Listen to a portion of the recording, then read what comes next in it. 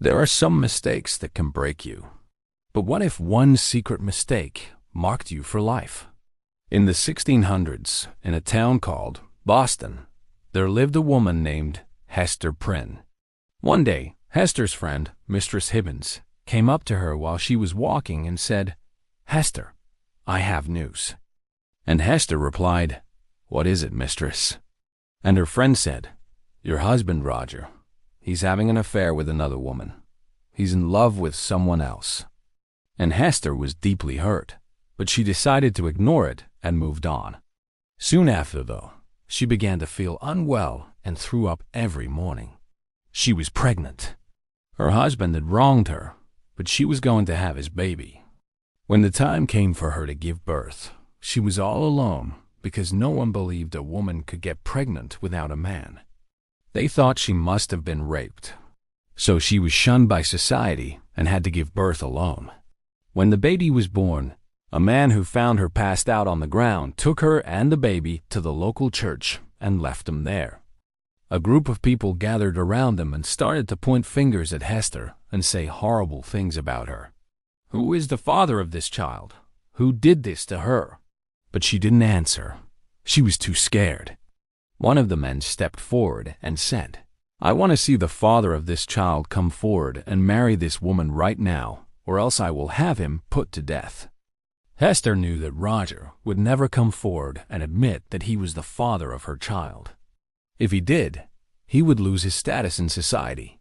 So she kept quiet. And then, as if on cue, Roger walked in. He looked at Hester and the baby and said nothing. Then he turned to the crowd and said, "Let me tell you, this woman has committed a sin, a very bad sin. She has brought nothing but trouble to our town. We must punish her." But he wouldn't look at Hester. He was too ashamed to admit that it was his child. And so they decided that she should be punished with hard labor and also wear a scarlet letter A on her chest. It would be a symbol of shame for her to wear for the rest of her life.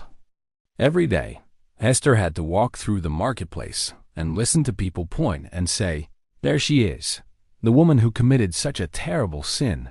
Look at her. She's not worthy of being called a woman. She's nothing but a whore." She heard these things and more, but she walked with her head held high. She was a strong woman. Years went by, and Hester became known throughout New England for her needlework. Even the governor's wife commissioned her to make a pair of gloves. But still, no one would speak to her except to insult her.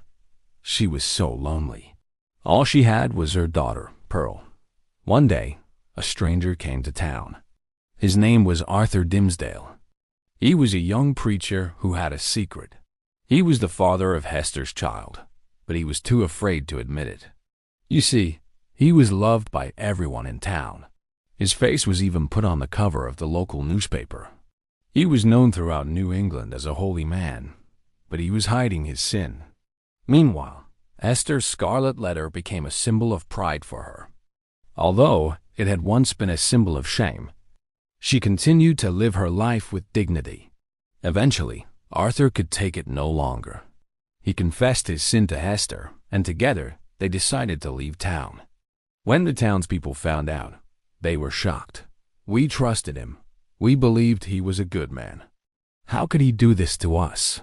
How could he do this to himself?" But Dimmesdale was already gone. He left behind the life of a respected preacher for a life of shame. He died believing that he had done the right thing. In the end, Hester survived. She became known as the woman who didn't let her mistakes define her.